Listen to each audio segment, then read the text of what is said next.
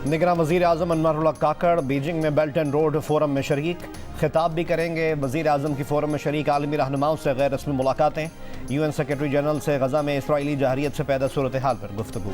इफ्तिताही खिताब में चीन की सदर का बेल्ट एंड रोड इनिशिएटिव को मज़ीद बढ़ाने का ऐलान। अमरीका का नाम लिए बगैर कहा, एक तरफा पाबंदियों के खिलाफ हैं, ब्लॉक की सियासत हमारा इंतखाब नहीं।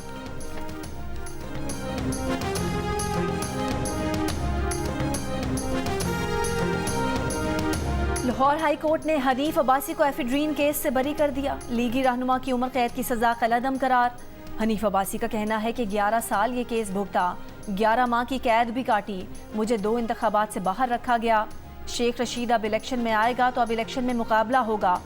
सदर नून लीग शहबाज शरीफ ने कहा कि ये उस झूठ से बरियत है जिसका सामना नवाज शरीफ को कई बरस तक करना पड़ा।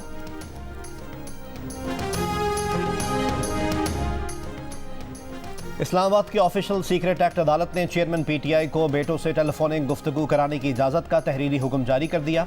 जेल सुपरिटेंडेंट को अपनी निगरानी में चेयरमैन PTI को बेटों से टेलीफोनिक गुफ्तगू करवाने की हिदायत।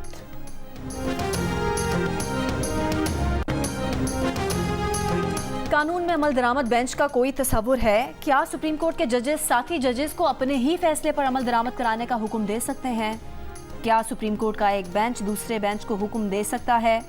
चीफ जस्टिस पाकिस्तान जस्टिस काजी फाइज ईसा ने अमल दरामद बेंचेस बनाने पर सवालात उठा दिए।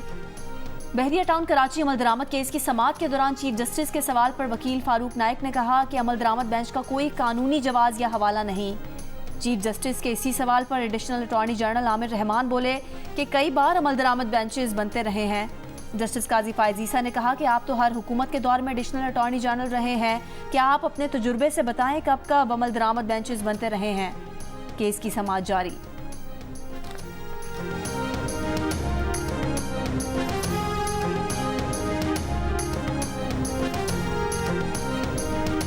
रुपए के मुकाबले में डॉलर की बेकदरी का सिलसिला रुक गया। डॉलर आज ओपन मार्केट में 3 रुपए महंगा हो गया। ओपन मार्केट में डॉलर 280 रुपए का हो गया।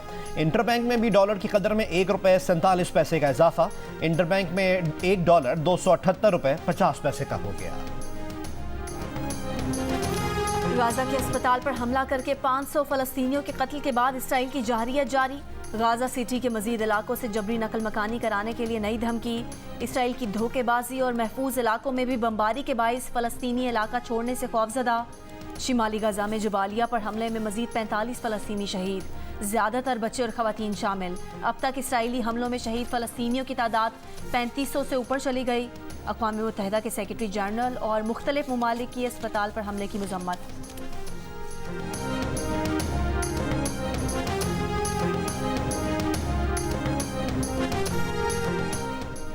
बेगुनाह फ़लस्तीनियों के खिलाफ तशद्दुद और इज्तिमाई सज़ाओं का ये दौर फौरी बंद होना चाहिए। इसराइल का गज़ा में अस्पताल पर घिनौना हमला अपने दिफा का अमल नहीं है।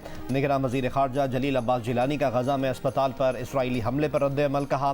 पाकिस्तान गज़ा पर मुसलसल मुहासरे और हमलों की शदीद मज़म्मत करता है।